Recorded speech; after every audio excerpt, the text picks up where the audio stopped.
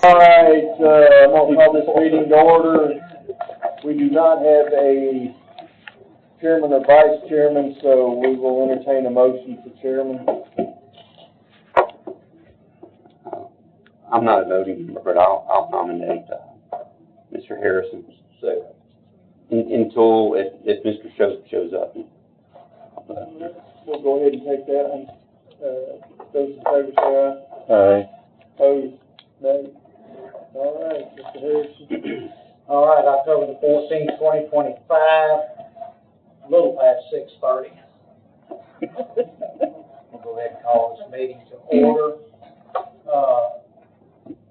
Mr. Hyde, would you give the invitation? Heavenly Father, we thank you for this day that you have given us, and we pray, Lord, that as we conduct the business of this county, of this great county tonight, that you will give us the wisdom and the discernment to make the right decisions. We pray these things in thy name. Amen. Amen. Thank you. Approval of the agenda. Motion to approve the agenda.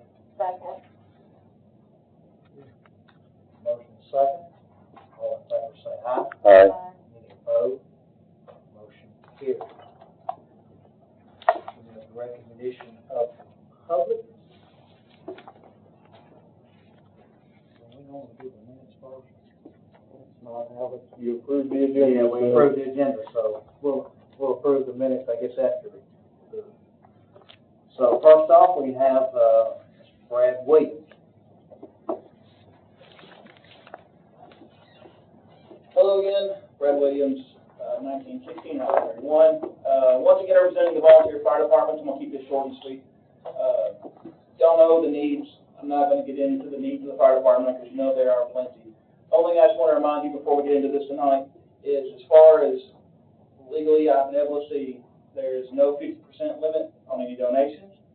There are, out of the 96 whatever counties there is in Tennessee, there are over 40 or 50 that do nonprofit donations the whole way 100%. There are multiple that do over millions of dollars, not just a single, multiple million. So there's a lot of precedent out there for donating to the fire department as a nonprofit donation. To continue this, we are asking for the additional $400,000 to bring us up to the $100,000 per station number. Whatever you decide is what you would like to give us. I can tell you from experience that the budgets that we're getting now currently, the 660, is what one small fire department municipality gets. So spreading that over 13 stations and 9 different departments as you split it up doesn't go very far. Even the $1 million, I'll be honest with you. If you split it up 13 ways, it doesn't stretch nearly as far as you'd imagine it would. Especially when buying one apparatus now is upwards of $750,000 at the cheapest. And I can tell you, it went through that process. So the needs are great. It's completely legal to do as much as you want, and there's a lot of precedent. We have a bunch of numbers on that kind of stuff. And there's a lot of us in the audience if you have any questions or needs tonight. Thank you. Thank you. I know I'm going to mess this name up. Henry DeGroot. I'd rather be lucky than good. Yeah, let's talk to my grandfather. I really hold you that standard. I'm new to these. Say your name and address. My name is Henry DeGroot. I've lived in Gallatin for about 11 years. I've resided at 1034 Lakeshore Drive. I have prepared some comments for tonight. As I have heard from some of the firefighters here in the audience and some of my friends, I think a lot of what I'm going to say here is redundant. So I'm going to shoot through this. So I'm here to address the importance of adequately funding Sumner County volunteer fire departments, or as identified in the public documents as rural fire protection. Just for background, I am a retired firefighter. I spent 40 years, I have 40 years of experience working and managing almost every facet of fire service and emergency management. I retired as battalion chief. I'm, as I said, admittedly a newcomer to these proceedings. I'm not completely familiar with how the funding mechanism works or the history of previous funding discussions for the county's volunteer departments. been my experience in 40 years, all fire departments, whether they're career, volunteer, city, county, state, or federal, they all have unique operational needs. They have unique hazards that they face, unique funding and staffing challenges. Despite that, they all deal with the following commonalities. A free burning fire will double in size in 30 seconds, every 30 seconds. That's probably even faster these days because there's more combustible materials in the construction products, and there's more combustible materials inside the house.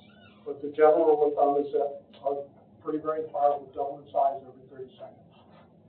A person in respiratory arrest who stopped breathing will have significant brain damage within 4 to 5 minutes. In 10 to 15 minutes, brain death is likely. You now move from a clinical death to a biological death. Clinical death is reversible. Biological death is not. You have roughly 10 to 15 minutes to keep biological death from happening. Firefighters, whether they're career volunteer, will go rushing in where everyone else is rushing out. Firefighters do this regardless of your gender, your race, your political affiliation, etc.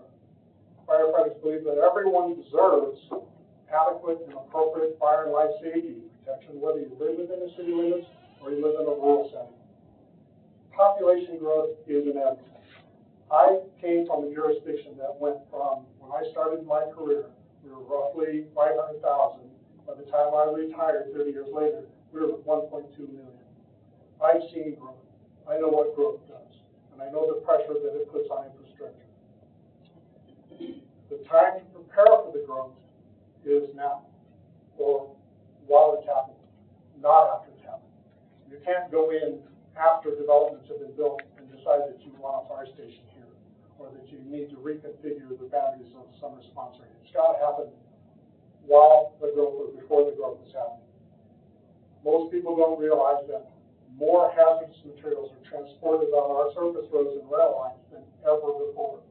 I mean, there's 50,000 pounds of gasoline, multiple tankers going up and down the road and up and down the rail lines, and if something happens, it's the first responders who are going to be the first ones in there to try to mitigate it, and that includes these volunteers. Now, the biggest difference between career and volunteer firefighters is the volunteers do this without any compensation. They face all the same risks without compensation. All they ask is some financial support to allow them to complete their missions.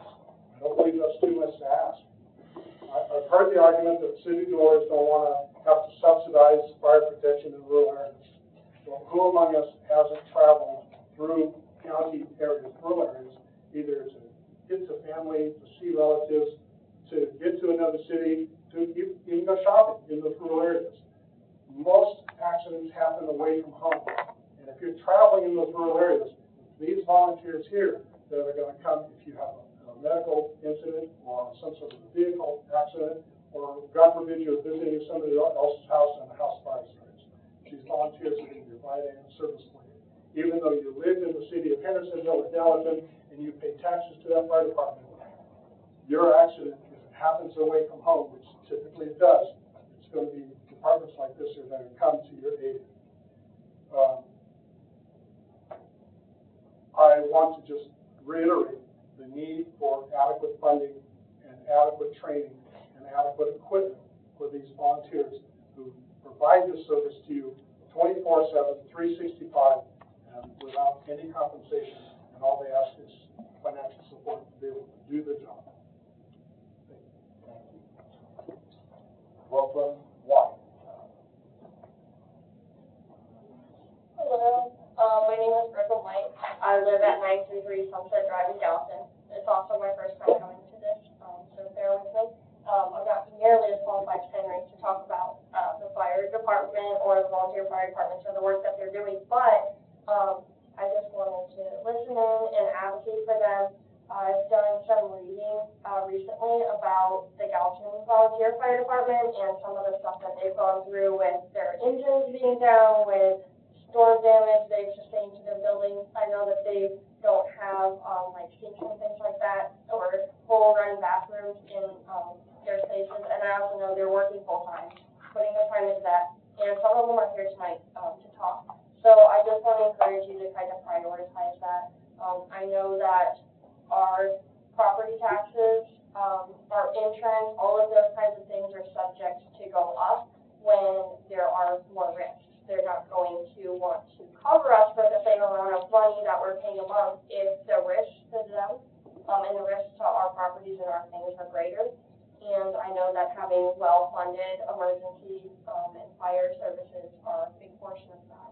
If we're not able to properly address those things, if they're not able to respond to incidents for us, if there's an increased risk to our safety, then our insurance is going to go up for our tenants, it's going to go up for the landlords, it's going to go up for our property owners. It doesn't really matter where you live at that point because of those time responses he was talking about. So I just want to encourage that. I would like to see that budget passed for them.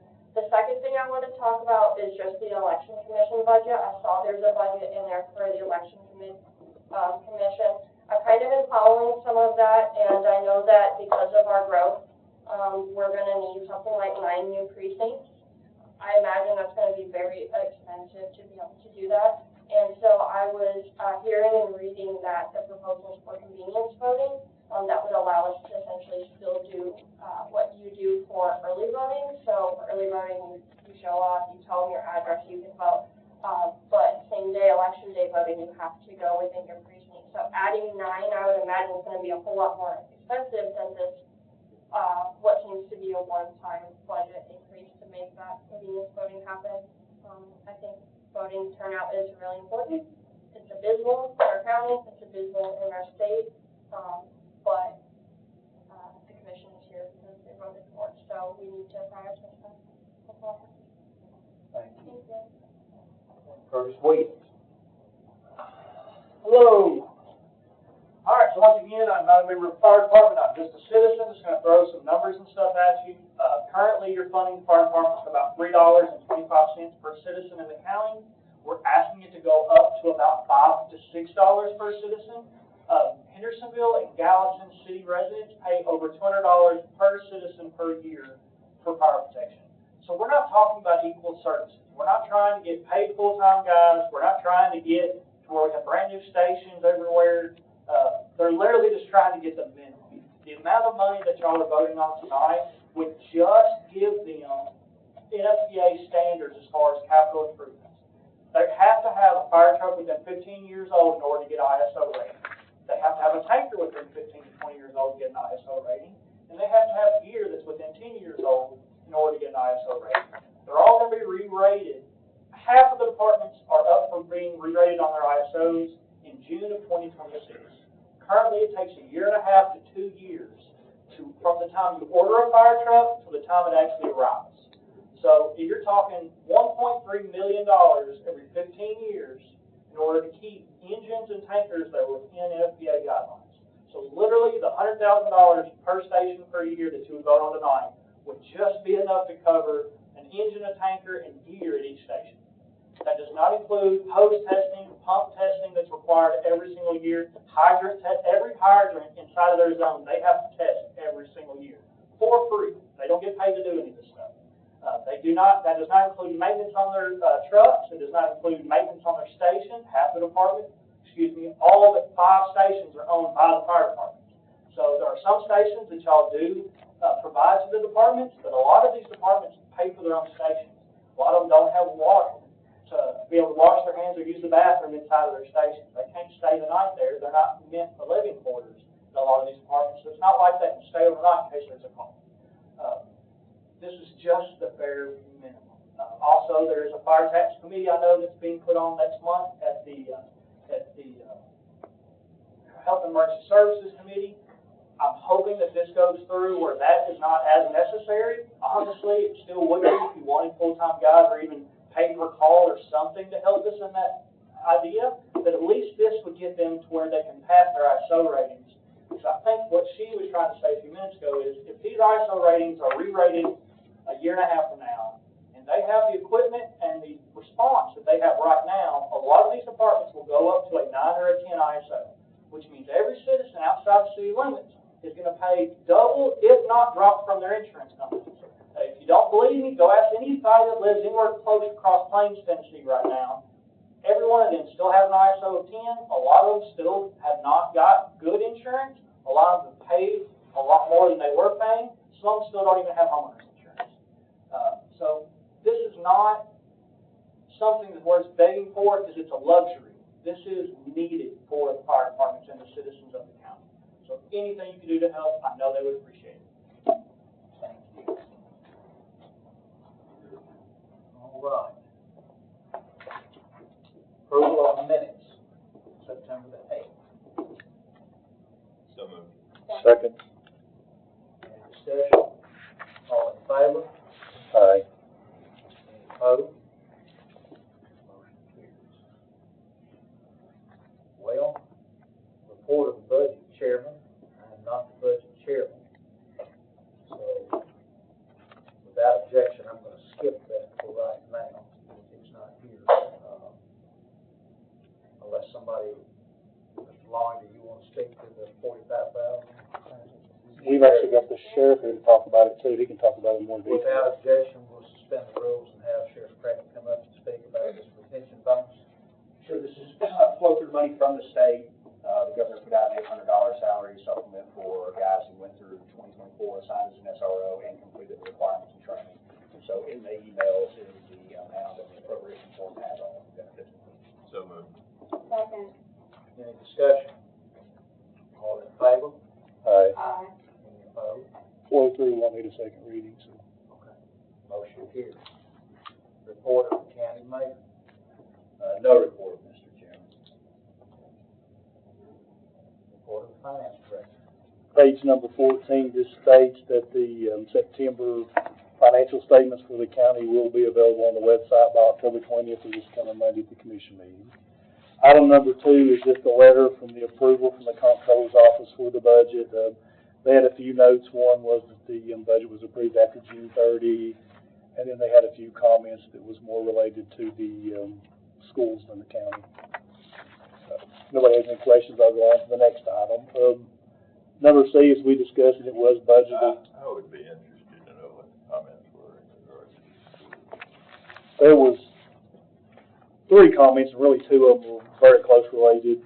The first one, which was mentioned back in the budget cycle, is the general purpose school fund budgeted $60,439,487 of its fund balance, and that $51,328,331 is being used for recurring expenditures. The second comment was that the gist of it is the central cafeteria funds presented one way in the financials and budgeted the other way. And the third comment is 2 things. One, that they should budget those the same, and the other one was that the county commission does not have a formal policy for the school, the general purpose school funds fund balance, and that they should, that they do recommend adopting one to govern the school fund balance. That was the last item on the Can you repeat the first one? the amount of fund balance. The first one. This, you don't have to get the exact pennies. They're saying Round off to the nearest. $60.4 million of total fund balance and 51.3 of reoccurring. But if you recall, last year they used a significant amount too. They didn't dip into 51 million of their fund balance. fund balance is on recurring expenses. Yes, sir. And on the last one there, Yes.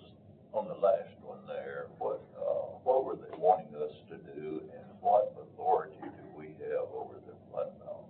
That would be a question. You do have the budgetary control to approve or reject the budget, but here's their exact words.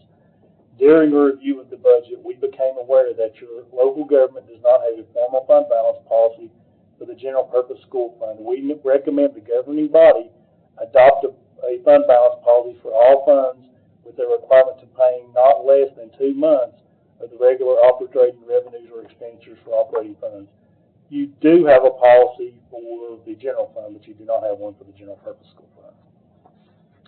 As far as the legal authority, you do approve the budget, but that would be more of a question for the law director or possibly the comptroller's office of what they exactly meant by that.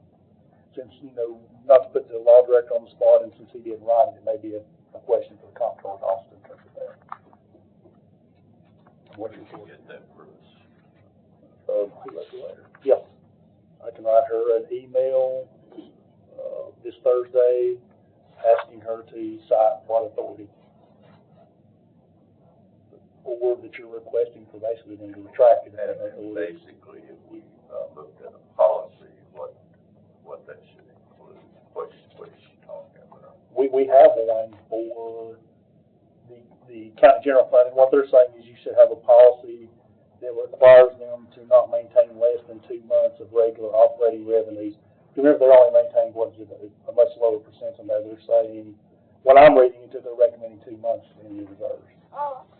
But I will email her to ask for clarification on the authority, or does the committee wish for me, if she can't cite the authority, to ask her to retract the amount on the letter? And I guess also, and I think you kind of alluded to this, maybe if they have a model policy, so we understand the verbiage exactly what they're looking for. We actually have one for the general fund. It's based So we on, can mirror that one. it's based on the GFOA policy, but yours is a little stricter than that, talks about changes. But you could take the 212 portion and kind of pare it down. And then I can pull you a GFOA sample too. They have best practices. Write that down. The next item, back on here on track, is the arbitrage rebate. I think everybody that's been in the committee understands arbitrage is excess earnings you earn from taxable versus non-taxable. We can only earn so much. We've had really good interest earnings, and we have sizable debt service. So back in the budget cycle, I discussed this. We were going to have to pay back arbitrage rebate.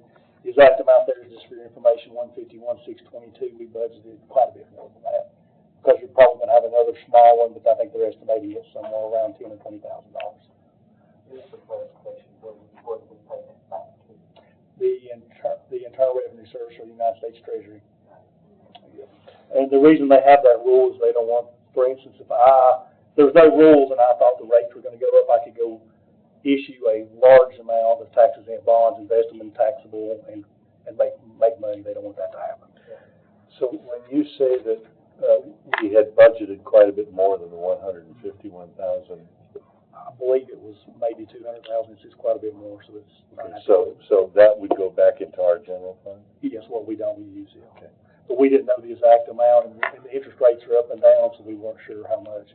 And the rate interest were a little stronger, projected to be stronger. Okay. The next couple items are just transfers or no new money. The first one's payroll. They're all small, and I'll probably be best for me just to let you read through A, B, C, and D to see if anybody has any questions on those that are so small. One question, what's a termed employee? I've not heard that term yet.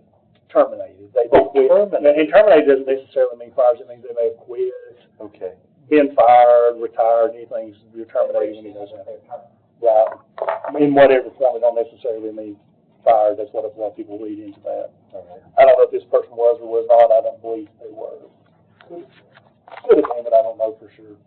But, the next item is I'm sorry. You can group and approve 1 and 2, or do them separately. Do you want to go on over 2? I'm not motion to group and approve. Any discussion? All in favor? Aye. Aye. Any 1 and 2?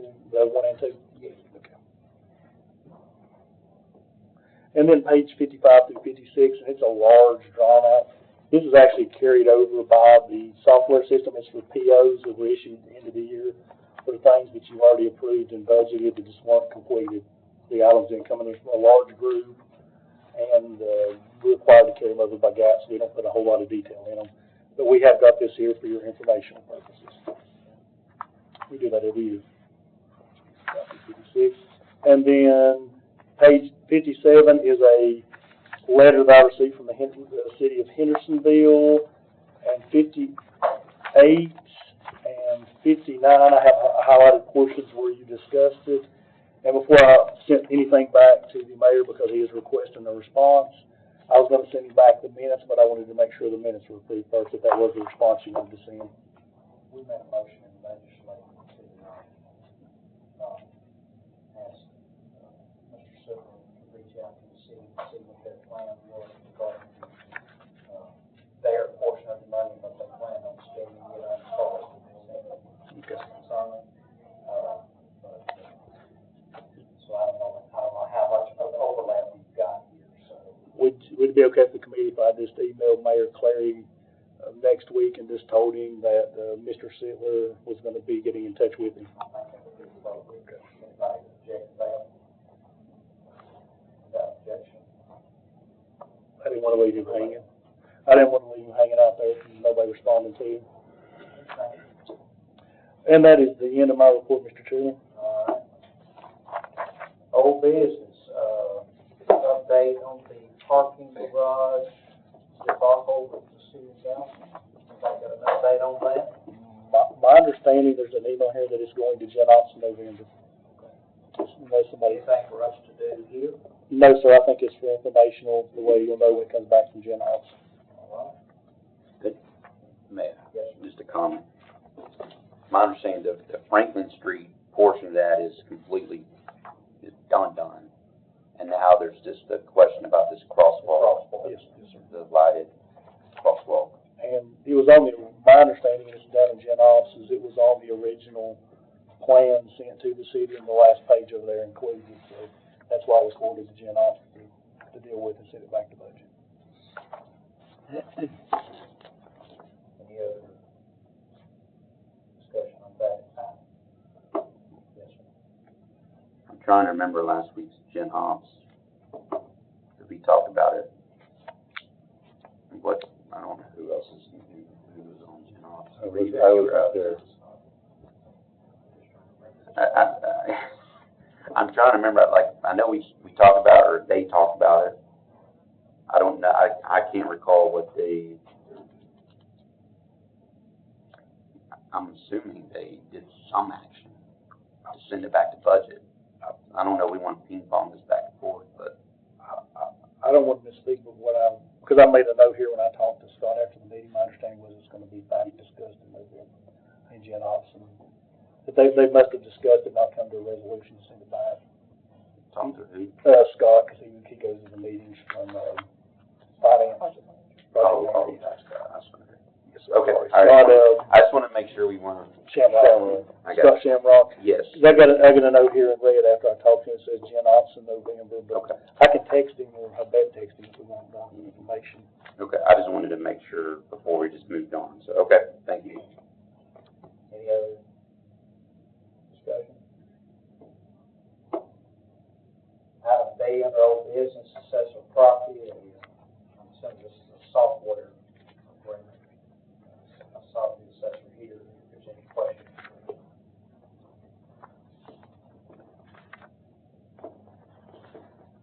Page 72 gives you your amounts by year.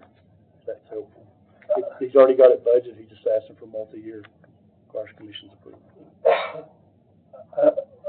Mr. Chairman, I went through all that documentation there, and I'm still trying to figure out what this thing is. Let me tell you my part. Right now, he's already got a budget, he's asking for multiple years, and I understand somewhat what it's for, but the actual assessors back there, she may want to suspend the rules and ask him. Without objection, we'll ask the assessor property to come up and explain. What is this program? I read through it and it never clearly stated what it's used for. Yes, this is a hosted software that we've been using for years, and it's for bringing up comparables of properties that actual sales that happen within the county. Okay? These are not like Zillow sales or probable Zillow sales or Redfin or all that. These are actual sales out within the county that we can input the address of the subject property, and it will pull up comparables around in the specified area of that property, so that we can compare what values are looking like within that area against that subject property. And that's Tennessee state law that when you do a reassessment, it's based on comps, right? Well, yeah, reappraisals are based on, it's just based on market sales, absolutely. So this is an absolute necessity for the assessors. This is a very beneficial tool that we have used within the assessor's office. What is your option if you didn't have this? We don't have one at the time. But they've used it for several years, David, it's just a multi-year agreement, the commission has to approve any multi-year agreements. Yeah. Yes, they've used it for several years now. Yeah. It's what kicked my property tax up $600 in a net neutral year. We'll come back under the rules. We've got a motion to approve from Mr. Hyde. I'll second it. Any discussion? All in favor? Aye. Any opposed? Motion carries. This is budget amendment 2 left over from the September commission meeting.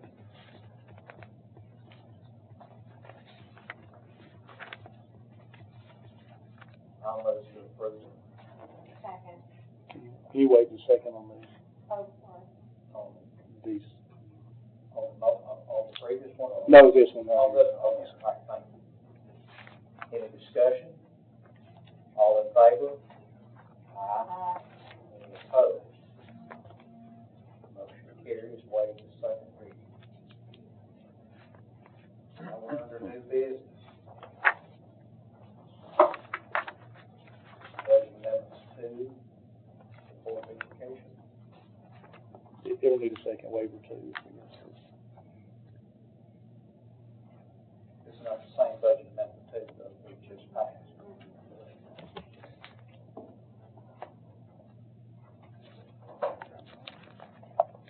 One was from last month, one from this month, Got two it. different ones. Coincidence. Because the last month one was carried over. I'll make a motion to approve it. Second. Motion is second. Any discussion? Yes. Commissioner Fine. I find these educational allocations and transfers to be incredibly vague. All I can, I think, tell from budget amendment number 2 is it looks like they're bringing on an employee for $315,000. But I couldn't tell if it was one employee or 2 employees, but I don't know what it's for.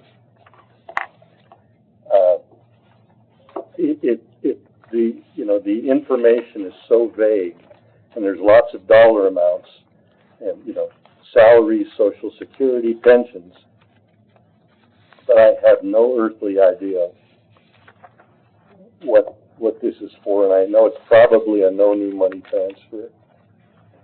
Is it? If we're talking about budget amendment 2, so on page 97, this is for the lottery for education after school programs lead.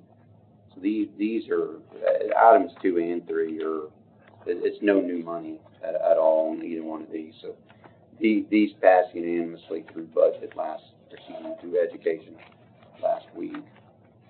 Katie Brown with the Safe Schools is what the LEAP program is. That's budget amendment 2, and then budget amendment 3 is I think it was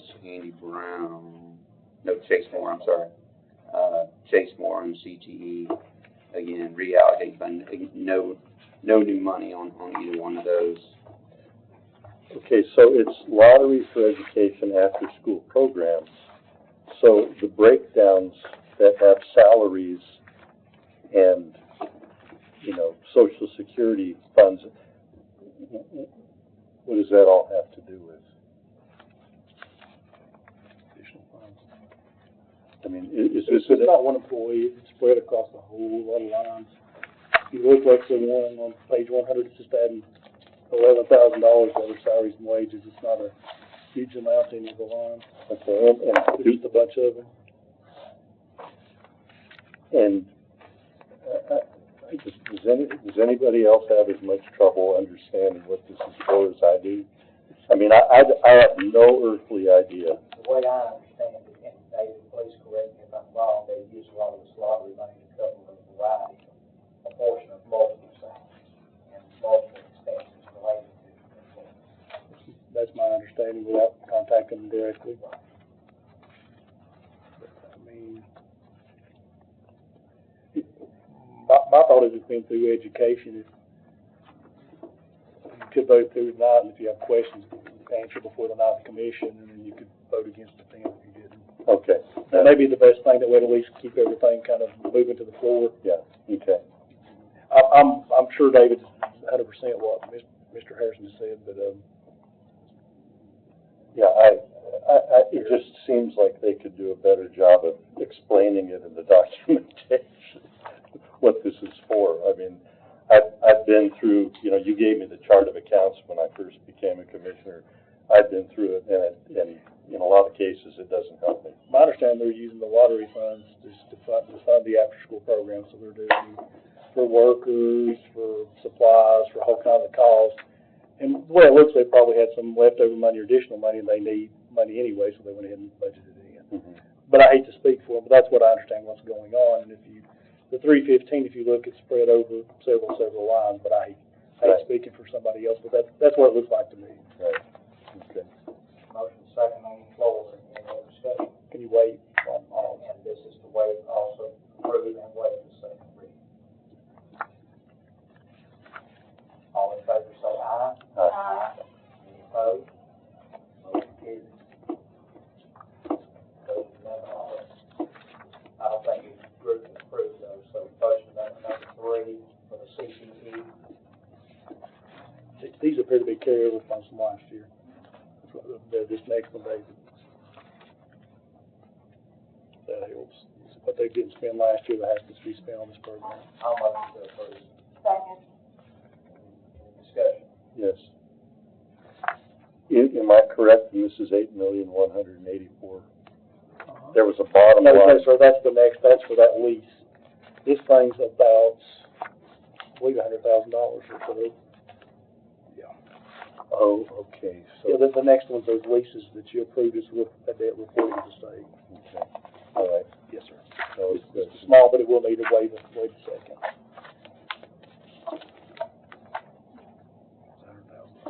Any discussion? All in favor say aye. All right. All opposed? Motion carries. Comptroller's report. The comptroller's request, and it does need to be, if you look on the actual form, report to the county commission. This is for the iPad that was approved last month because it's a lease.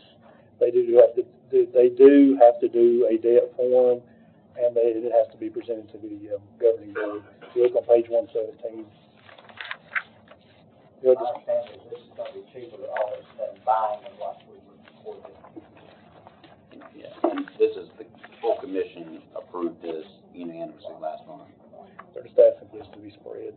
Do I? The state's just asking for it to be presented and spread. You do understand, I'm just It is reminding. for informational purposes only. Oh, Yes, sir, it needs to be on the agenda spread. Can we read the verbiage? So do we need to, you got anything to say we need to approve this? Well, just the same, it says, file this report with members of the governing body no later than 45 days after disclosure. So I think you just need to vote to forward it on to docket it, since you've already approved the issues. Document. I'll make a motion to forward it on the document.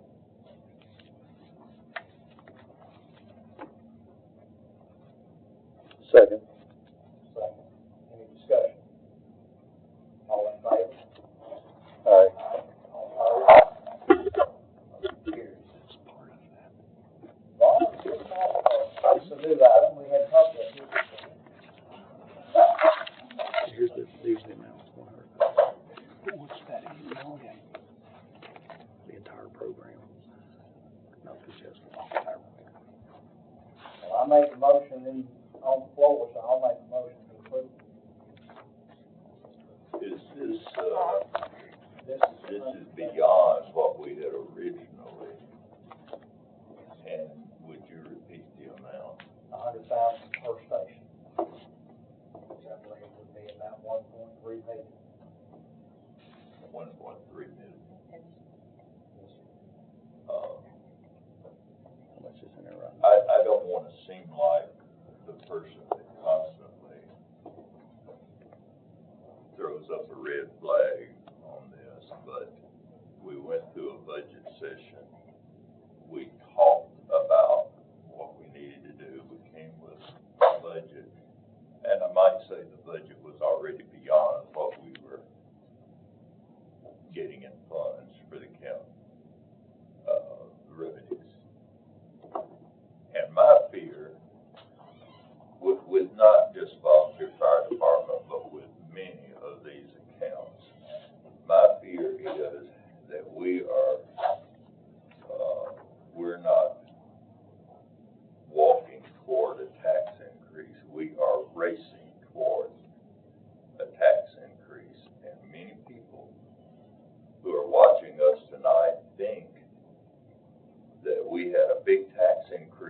years ago, which I did not vote for, but we had a big tax increase, and that we've been living off that. What we've been living off is additional property tax coming in, additional sales tax coming in. We get a lot of money coming in. And what this government has not been doing is adopting a budget within the revenues. We have not. Within the revenues coming in. We're getting very close to talking about tax increase. I've even heard our chairman talk about maybe we can put it off a year or two for the budget chairman. Budget chairman. That's what I'm making sure. I have a real problem, especially with something after we've adopted a budget that's already beyond what I think is fiscally sound, bumping it up even further. I understand there's a need, but where we sit here, there is a need in schools, there is a need in volunteer fire departments, there is a need in libraries, there is a need in the health department, there's a need all over this county, sheriff's department, and we just have to look at all of that. And we've not been making the adjustments that we should. I cannot vote for this. Well, my motion is actually dead for lack of a second. Well, I'll second it. You'll second? Yes. Okay, go ahead. I agree with you, we are racing toward tax increase, but, you know, this money all comes out of one pair of pants, it's different pockets. And the same night we approved a $6 million increase to the maintenance of effort for the schools, they gave back $17 million that they didn't use from the previous year. If we see houses and structures in the county that because of an ISO increase to 10 or so, and people can't even get fire insurance, that's a major problem too.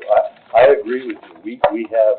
We stretched the budget as far as we possibly could, and probably too far this last time.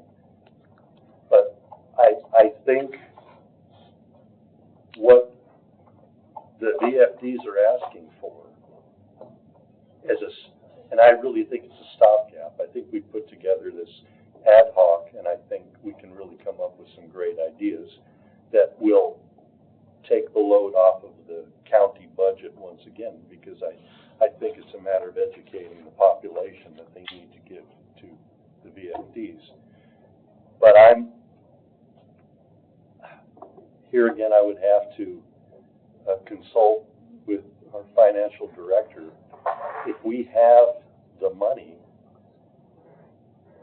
I think we're risking very dangerous territory if we don't give them something that they need, because I'm very concerned about the ISO ratings.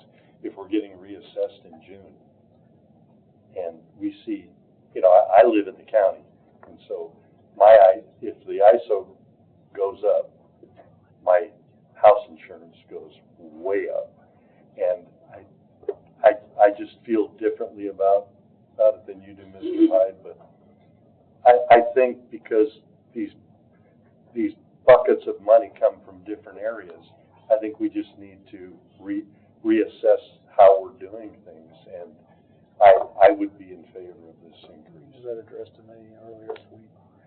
The thing is, you came in with a balanced budget by moving money from debt service, which is reoccurring, but at some point that's going to run out. Right. What you got to remember is your budget's got so much revenue expenses, so there's opportunity cost. You're making choices. Mm-hmm. You made a choice last year here and there to spend the money to balance the budget. So anything you come back now, you're taking out of the pot is going to come from your unassigned. So next year you're going to have to make it up by cuts, new growth, or new taxes, or redistributing. Or you're going to take it from your one-time reserve, which is the worst move of all three. But either way, it's kind of, we're talking about the $400,000 or $500,000, and I heard it compared to 4 or 5 was spent here or there, but you didn't have $1 million. You only had $500,000. So Yeah, well, don't we have 600 that we've already given them? 650. So you're probably looking, if you're gonna try to make them $1 million, you're looking at another $450,000, or was that about a little over a third of a penny? Is it 650 already in there? It's 650 going to another one. The other one's 650 more, so you're talking about near over half a penny. I mean, Remind me what the full commission voted on this past month. Just send this, But- per this budget. But I thought it was approved, I thought we approved something and then referred it back to the budget for the remainder. Yeah, it seems to me But, Commissioner Mansfield went for 90, and then Mr. Harrison, didn't you go for 100? Because his, and the reason why I stated that was because his motion for 90 was several months ago. And we know with inflation, everything has gone up, so I was just trying to get ahead of I that. got you. But I'm trying to recall what I don't think we voted and approved the 90. No. I think we approved. Yours was an amendment to the 90. Yeah. you approved the money that was brought forward to be allocated. Remember they had the money. Yeah. You allocated it, then the discussion came in with the 90, the 100, I got and the commission sent it all back to budget. That's right. So we allocated it. Existing. I got you. Okay, sorry. Thanks. Without objection, I'm going to turn over the parliamentary direction of this meeting to the chairman, but I'd like to get it queued. That's okay, and I apologize here, so mea culpa, I had this on my calendar for Thursday, so thank you to Sheriff Craddock for giving me a call. So I apologize, for being late, and go ahead and review. Yeah, and I don't disagree with anything that, I keep on calling Chairman Hyde. I don't disagree with anything Mr. Hyde has said. He's absolutely right. He is. I would stipulate this, that if their ISO ratings go up and their insurance rates go up, it's the same pockets that the money's coming out of. It's just going to the insurance companies rather than to the county. And that's kind of where my thought process is they're still gonna be spending money. I don't disagree with what Mr. Pomeroy has said before. We're already in the fire business. We're just in it very poorly. Before I move on, what is the motion on the floor, or is there a motion on the floor? There's a motion second for the 1.3. For the full one, for 1.3 million, of which we have done 650,000 now, so it's about, $650,000. so it's about double. Yeah. Okay, Mr. Becker. Just possibly make a clarification of Mr. Harrison's comment is the ISO rating going up and being more expensive. While I agree, it's not the same pockets because these pockets are residents of cities as well. That's right. So it's not quite the same pocket. It's one hand in this pocket and one hand in someone else's Those pocket. same pockets pay for county roads. Correct. I just wanted to clarify, it's not the exact same pockets. So, I'm gonna get in my own, is there anybody else in queue? I'm gonna get in my own queue after being late, I'm coming in and run my mouth.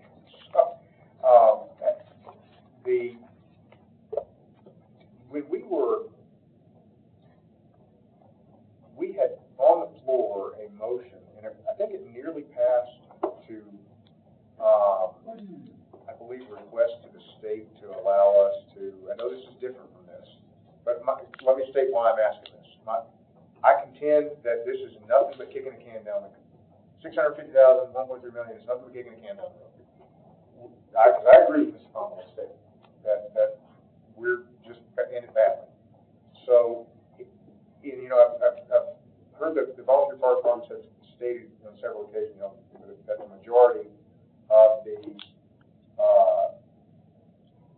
state, of the counties in the states still use volunteer fire departments. I would also argue that Sumner County is one of probably 12 that are differently apportioned in terms of just population density.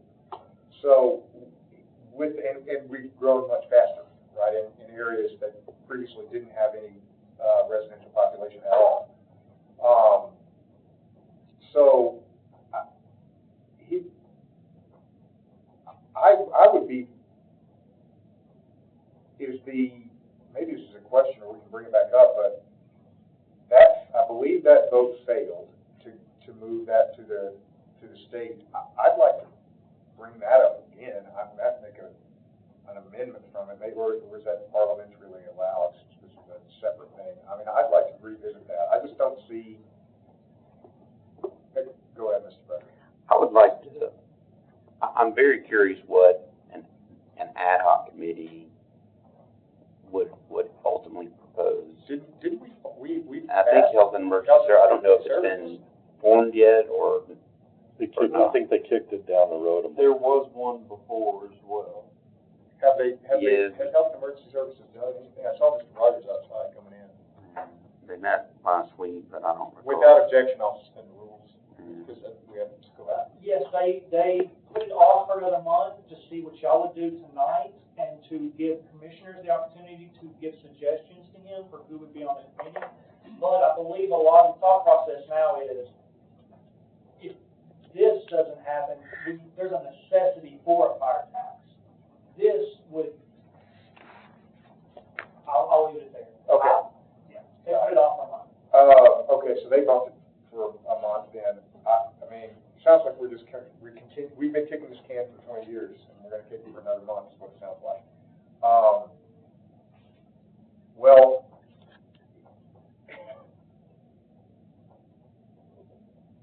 I know how I'm gonna vote on this, and it's not that I have any, well, I think I know how I'm gonna vote on it. Mr. Long, you were mentioning this earlier, what is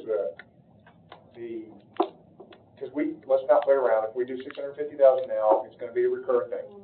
So, what is the impact of 600, what is that, half of a penny? So, you know. We need to find the revenue at some point.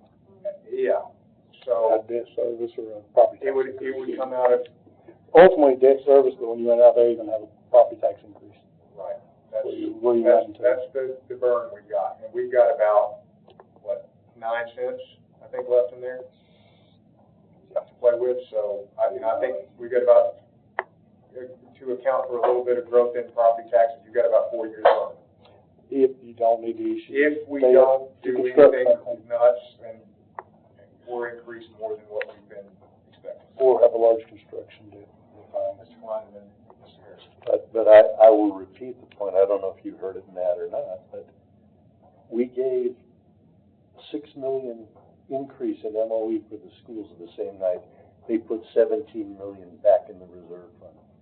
If we've got a school system that the population growth there has only increased 2,000 students. It's gone from 28,500 to 30,500 since 2014. And we continue to increase their MOE dramatically every year. You know, $6 million, and we're talking about 650,000. It's 10% of it. We couldn't reduce the school MOE increase by 10%. I mean, I'll give my thoughts on this, because so the way 3 years ago now, just to kind of roll this back, Mr. Long, you and I had a discussion about this, about how the school revenues were being drawn out, which buckets they were coming from, property tax versus sales tax. And in my view, actually, and I think legally I was correct about this, you were the one that informed me about it, and I agreed with you after reading it. We were not giving a sufficient percentage of our sales tax to the school.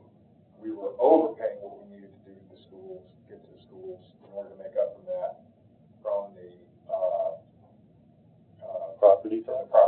Okay. So what we did that first year is we kept it in MOE flat. And I know we're kind of off topic, but it's just important. I want to be super clear. Yeah, I want to understand it. The rationale here. So we kept them flat for a year. They then had to draw down. They drew down 1 year. The next year after that, we reset them so that we reset the pennies so that they captured more sales tax.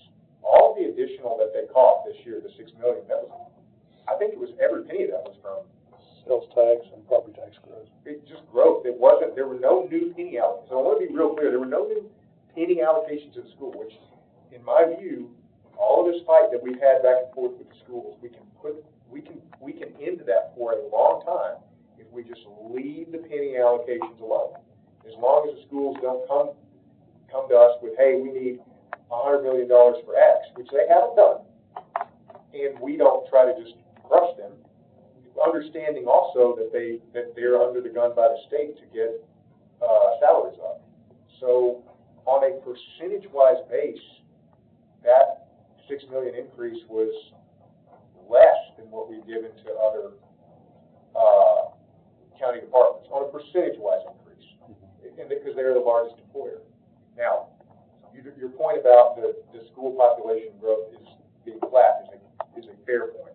However, here's the difference between the schools, sheriff's department, and others versus volunteer fire department. Volunteer.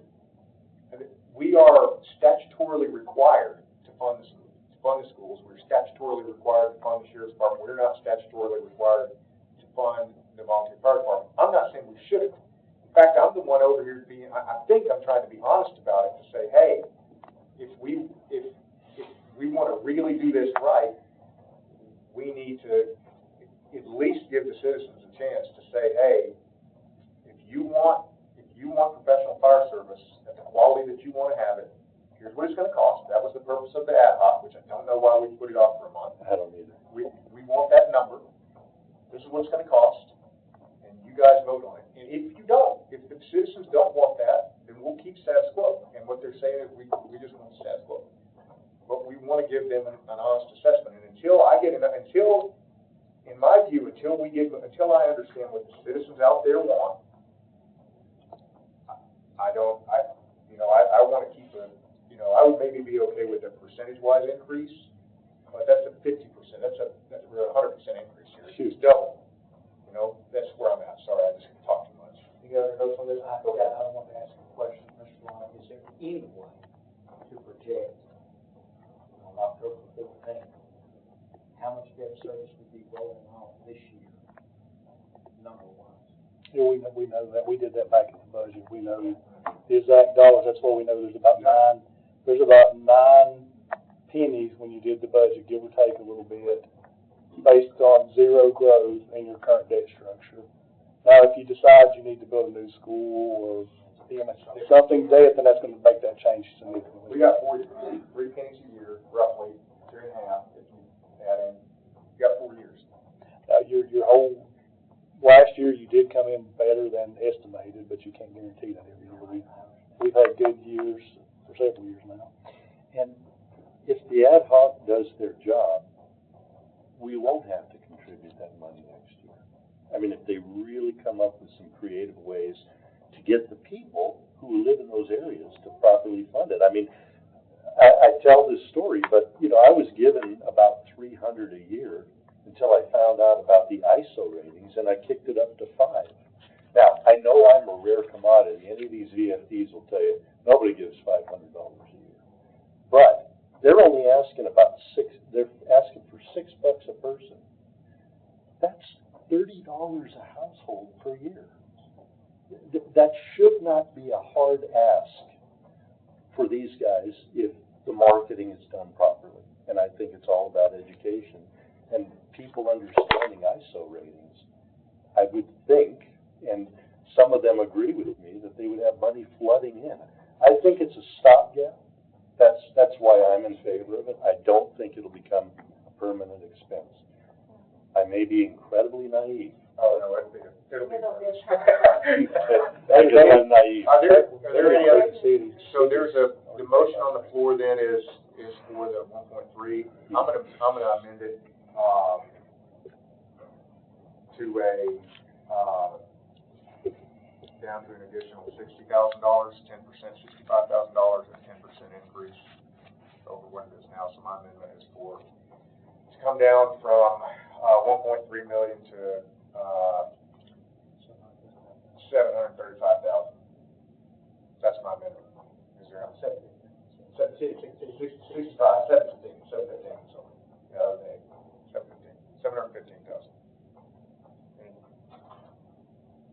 Okay, motion fails. We ready to vote? Okay, all in favor? Aye. All opposed? No. Motion fails. Okay, motion Bill Scarrett. Opioid funds, $93,000, from restricted fund balance, $109,000 transferred to opioid account line. I entertain a motion. It'll need a second. Yeah, it'll need a, wait a second. Second. Well, I have a motion. No. I don't intend to not. Okay. Anybody make a motion for this? I'll make the motion. Okay, did you wait a second? And to also wait. Okay. Second. Motion and a second, any discussion on it? All in favor? Aye. Any opposed? Okay, motion carries unanimously. Okay, County Mayor, Christmas donations, this one's gonna need a second reading as well. It's in fund balance, so it'll need a second reading, but it is flow through it, went into a reserve and back I'll out. move with wait a second reading. Second, all in favor? Aye. Any opposed? Okay, motion carries unanimously. Mr. Chairman, Yes. I'm gonna move to defer the selection commission request for $1. Second, all in favor? Aye. Any opposed? Okay, deferred. Health Department, car seat grant, Motion to approve. Second. all in favor? Aye. Okay, it doesn't need to be said, It's below and flow through, and it's flow through. EMS, $3,978, from unassigned fund balance, for ambulatory repairs, I entertain a motion. So moved. Second. All in favor? Aye. Any opposed? Okay, motion carries unanimously. Sheriff's Office, these are both grants, recruitment and retention grants, $6,000. Entertain a motion. Second. Does this need, this is a flow through, this doesn't need a, Flow through don't need a second. all right, all in favor? Aye. Any opposed? Motion carries unanimously.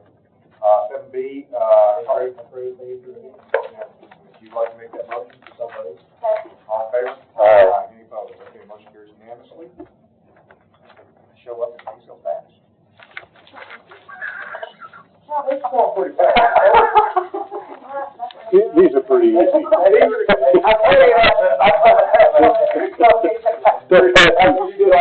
Don't break your arm apart yourself on the back.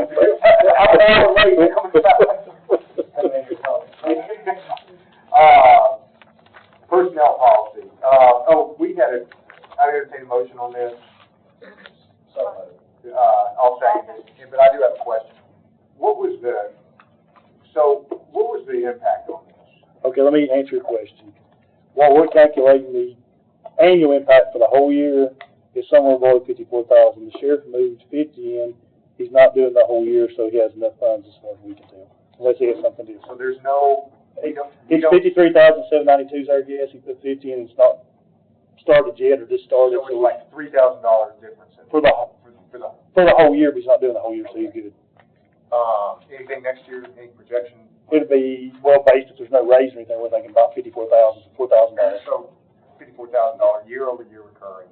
Right, but he already has 50 in But he there. has- You're talking about $4,000, yeah. Okay. And he put it in That's the budget. all we needed to hear on it. I think we could have probably done this last time, but we didn't. Well, nobody asked me before. It's okay, we got it. It's all right. I thought it was- Any other discussion on this one? Does that, wait a second? I'm good with that. All in favor? Aye. Any opposed? Okay, motion carries unanimously. ECC, same thing. I can answer your question. Go ahead. Oh, He's even, Is there a motion? Motion to Second. approve it and wait a second. Second, okay, go Mr. ahead. Guthrie's provided some numbers, we've looked at them, it's about 36.5 a year. He put 60,000 extra in his Good. overtime because he had other overtime on it, so it looks like he. Okay, so we're good. Okay. All in favor? Aye. Any opposed? Okay, motion carries unanimously. Opioid fund, mail scanner, multi-year agreement. Entertain a motion. Motion. Second. All in favor? Aye. Let me answer Let me answer the opioid one number four. Yeah, okay,